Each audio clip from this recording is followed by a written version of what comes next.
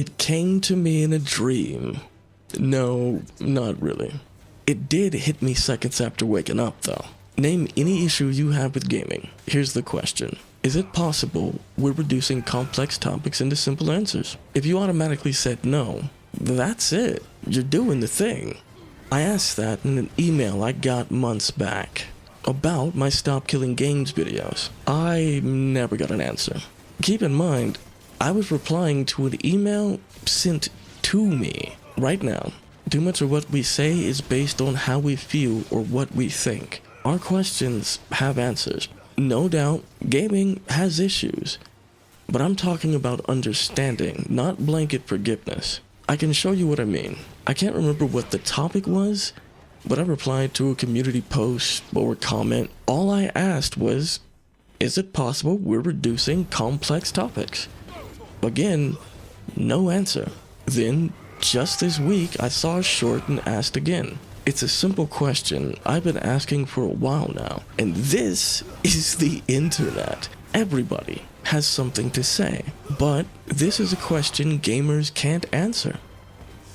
Saying yes doesn't mean you're wrong, because technical answers don't erase your feelings. I've spent years looking into our concerns. Here's a list of my videos on gaming discourse. All complex stories distorted by the discourse. There's how we feel, then there are the answers. What we're being told doesn't add up. And repeating popular takes means I'd be lying to you. I'll show you. We say $70 games are greedy. Okay. What about Chrono Trigger? We never mention its $80 price tag. Games have always cost $70 or more. Here's a Facebook post saying that. Patrick Phillip says in reply, but Chrono Trigger is the greatest game ever made. There are two ways that argument holds water. One, did Squaresoft know it would be the greatest game during development? Two, was Chrono Trigger considered the GOAT when it released? It sold for $80 with no idea we'd call it the GOAT 30 years later. And what about all the old games bought and sold for $70+ that we don't talk about today at all? People also say it's because gaming was niche.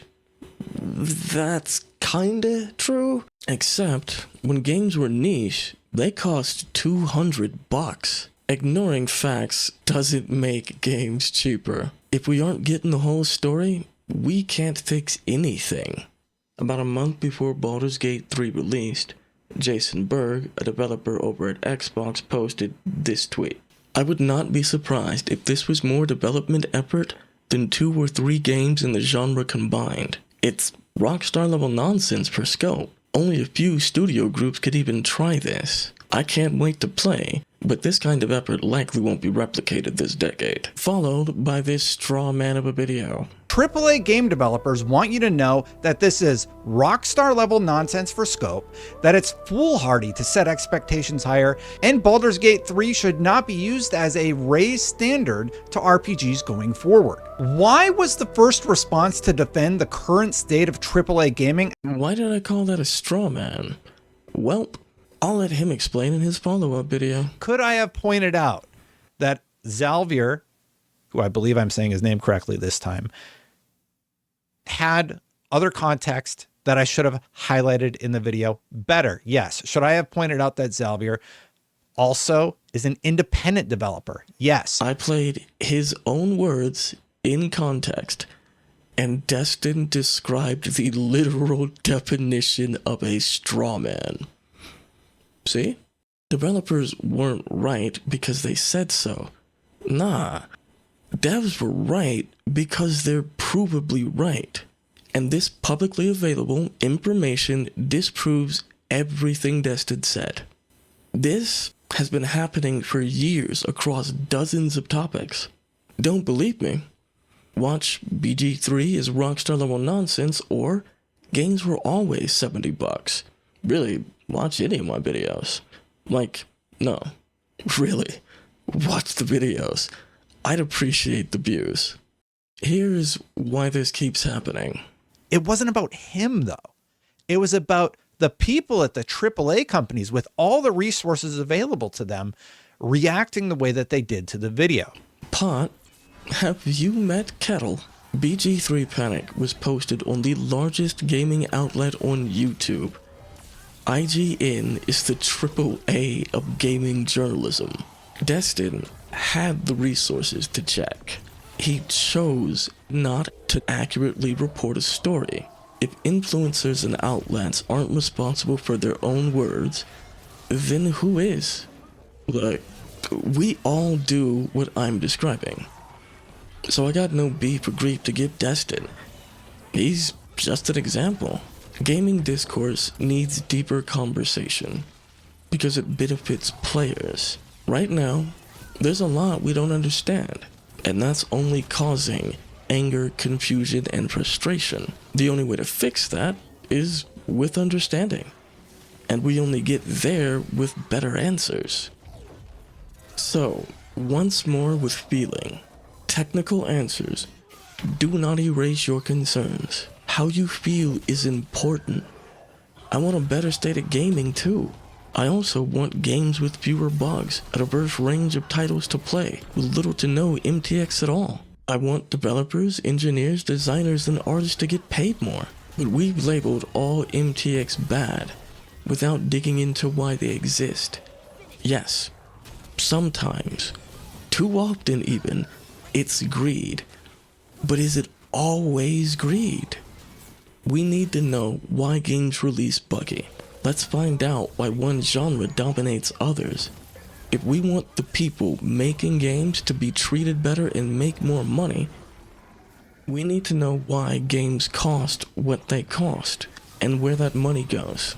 I'm willing to bet you've seen people get ignored or dogpiled for asking valid questions. You've also heard large channels say developers are lazy, no MTX in full price games, and old games didn't have bugs. Are we reducing complex topics into convenient narratives? The fact we can't just say yes some of the time is why this has been normalized. Are game developers getting lazy? Yes, some are. Game companies are getting lazy. Game developers nowadays, for some games, get lazy. Lazy. Pathetic. So lazy. I'm lazy and complacent. Lazy ports. I think it's a lazy than a lazy means. Sort of lazy. Kind of lazy. Is a lazy MacGuffin. That's pretty lazy. And it's a lazy cash grab. Lazy. Lazy. Find it to be lazy. Lazy copy-paste development. Of lazy, greedy, and incompetent. Bad and lazy they're starting to get. They're being lazy. And not be lazy. Pretty lazy. Lazy. Just lazy programming. There is truth in their frustration, but the last example is perfect. Just lazy programming. If you're calling something lazy, please explain the process in detail and how it's lazy. Nothing. When asked for the whole story, Nothing. I don't need or want you to be wrong, but people really want me to be wrong. Why? I'm not insulting you. I haven't disagreed with anything. I am 10 toes down on better games. All I asked is where our answers came from. Most likely a game tuber saying something like, And it's just bizarre to me that I do that, and then then the reaction to be, well, you're supposed to explain to the customer why it is the way it is. In my opinion piece, where I'm talking about why I'm also, as a consumer, fed up with some of the deliveries that have been happening, I don't agree with that. I don't agree that it's my responsibility. except that is literally the job. Oh, and according to these very reputable sources, opinion pieces are supposed to be fact-checked.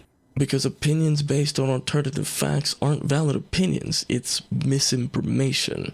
When speaking from an authoritative platform, your opinion is presumed to be an informed one, but creators proudly tell us they don't know anything or understand the industry. Please think about that. The people paid to play and talk about games are telling us they have no idea what they're talking about in their own words.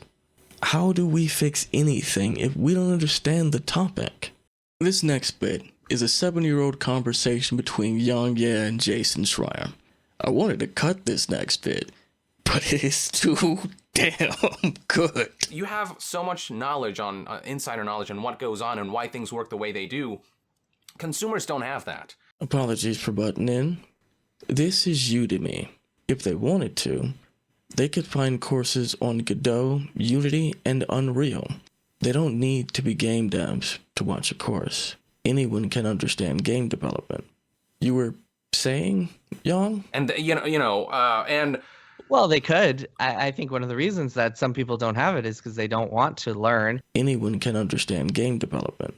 If they wanted to.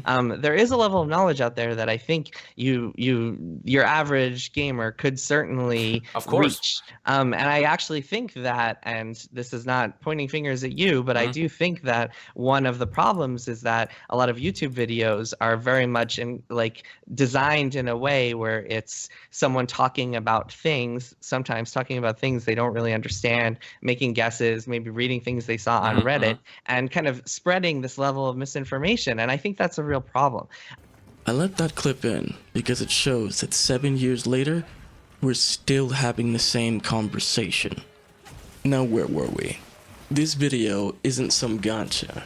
It's an opinion piece. If what we're hearing isn't true, if we aren't addressing actual problems, and important details are omitted, how does that help us? Do you want better games? If you said yes, that's the problem. We're demanding better from an industry without understanding that industry. That's the only issue that matters. Without understanding why games cost what they do, why games too often release buggy, we're chasing shadows. Let's say Chrono Trigger is the greatest game of all time. If it launched today for $80, the same channels would call Square Enix greedy. Now on screen is a mega doc of my sources across 5 videos. Either I'm somehow making all that up, or are we reducing complex topics into simple answers? This shouldn't be a hot take. It's a simple question, and it is really weird that we can't give straight answers.